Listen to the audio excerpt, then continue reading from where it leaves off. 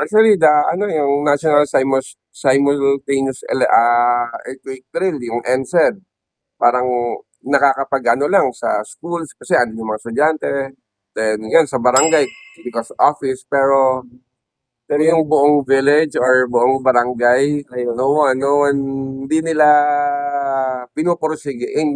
Yung mga tao mismo hindi nagpupursige sa ganun. Kasi nga, so hindi sila, kumbaga, they don't give a damn na, Ayun. akala nila, It will gano'n, never gano'n. happen to them. Actually, yung simultaneous drill na yan is, iba pa yung mangyayari sa mismong pagka nangyari na yon. Kasi yung sa simultaneous drill, makikita mo, well-organized pa yung mga bata na bababa, na may nagsasabi na, don't run. Pero pagka eto mismo, yung manig na dito, sir, baka tayo dalawa, sir, mawala.